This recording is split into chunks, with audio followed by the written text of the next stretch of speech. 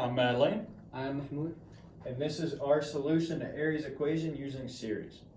Now, Airy's equation is a second order differential equation. It is the second derivative of y minus xy equals 0, y being our initial function. And this is used to model a dampened vibrating spring over time, and solutions to this differential equation will give us information about that mass spring system as the spring ages. So we can start by assuming that y can be expressed as a power series, but for Airy's equation, we need a second derivative of y. So we can just take the derivative of the series we have here, and we start by taking the first derivative, and we just apply the power rule, and we end up with a sub n times x to the n minus 1 power.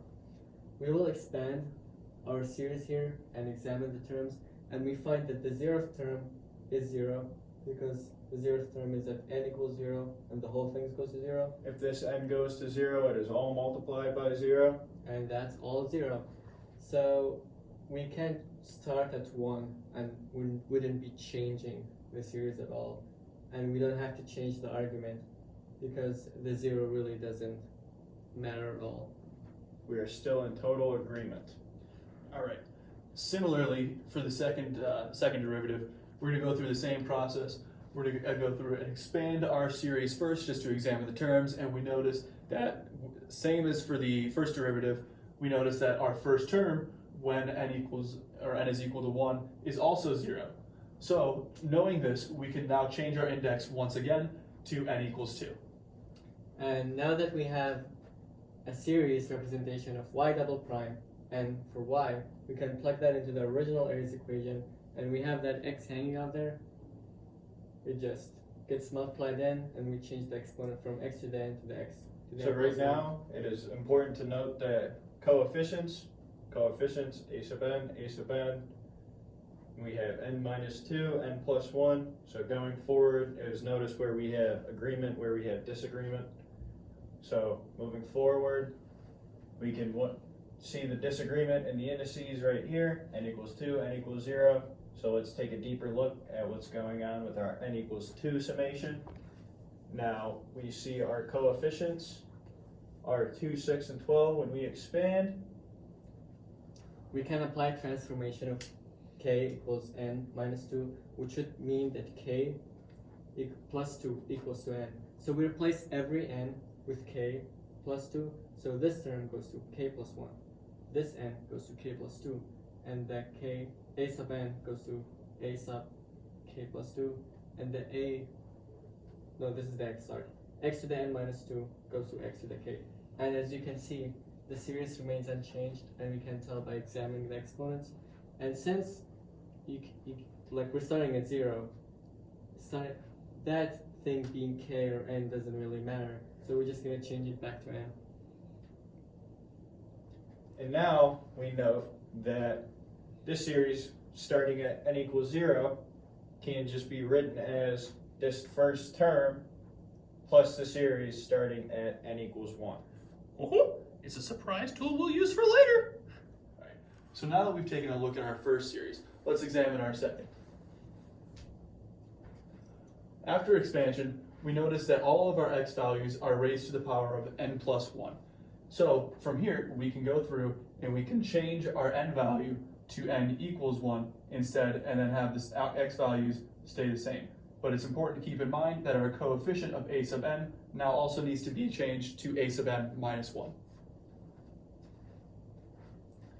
Now that we have successfully managed to express each series starting at n equals 1, we can plug these, or change the representation so it goes into one big series. So all I did was for a n x to the n plus 1, I replaced it with our representation starting at n equals 1, and similarly for the left series, I replaced it with our representation starting at n equals 1.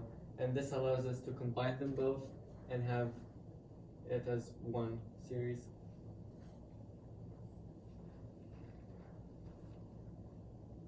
Now, it is important to remember that this is a power series that we are working with here. So when x equals 0, our x equals 0, we know that this all goes to 0 and this all goes to 0. So our 2a sub 2, this coefficient, our first term, must be 0. And we know for polynomials of equal power, which are the x to the n, for them to be equal, their coefficients can be equal. So all we have to do here is just examine the coefficients, since they should be equal to each other.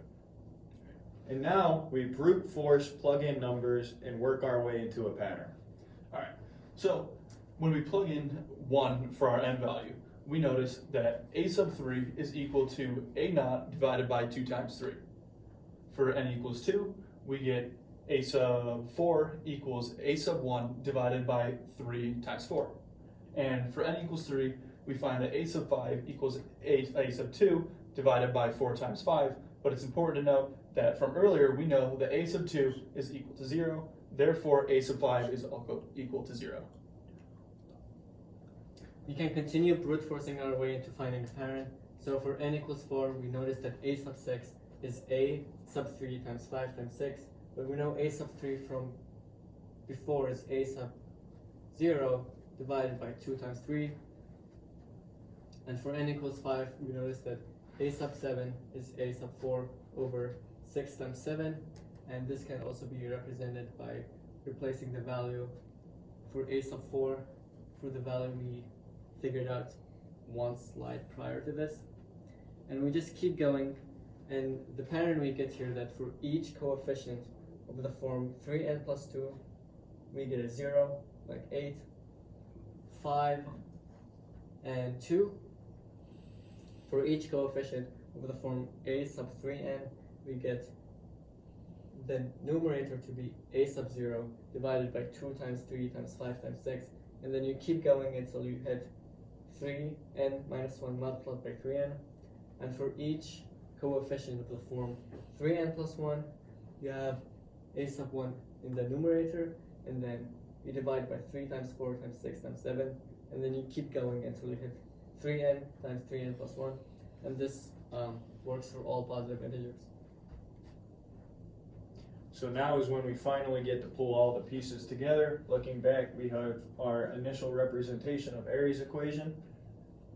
All right, and remember that y is a power series.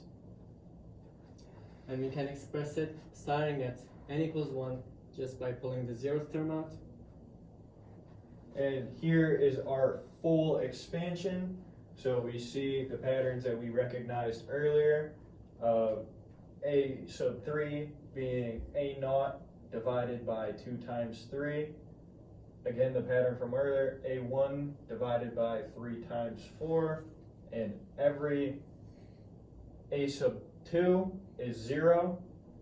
So we can group our terms together and represent them with this final beautiful solution containing 2 summations.